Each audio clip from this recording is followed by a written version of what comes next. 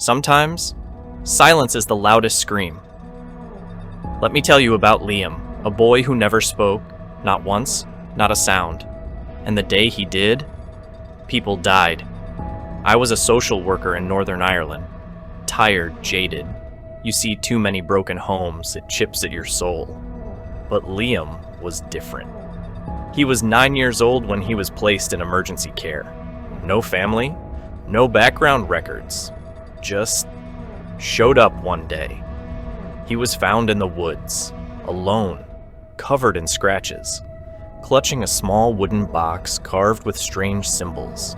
He never said a word, not to me, not to anyone. We placed him with a couple, Anne and Michael, lovely people. Couldn't have kids of their own. They were patient, kind, but Liam never connected. He'd just sit in his room, holding that wooden box, sometimes at night. Anne said she could hear whispering. They thought it was the wind, but it wasn't. 3 weeks passed. Then Liam drew a picture.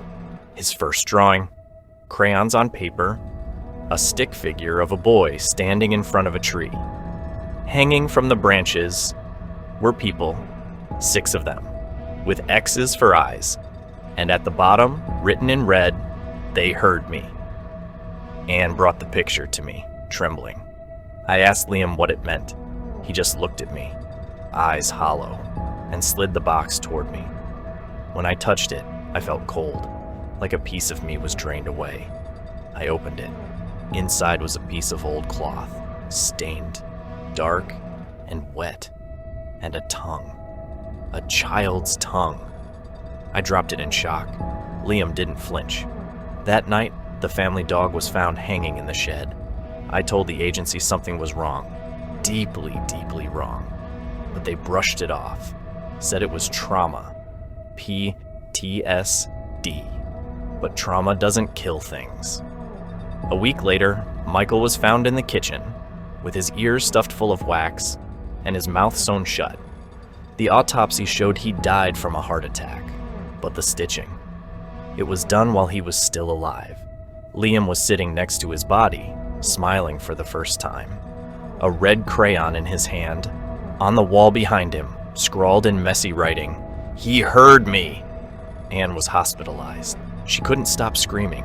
And Liam, he finally spoke, but not with his mouth. Everyone in the hospital wing heard it, a voice in their heads, dark, childlike, echoing. "You hear me now?" 12 people died within 5 minutes. Brain aneurysms. One nurse clawed her own ears out. Liam vanished. No records, no birth certificate. The wooden box was gone. But sometimes, I still dream of that whisper.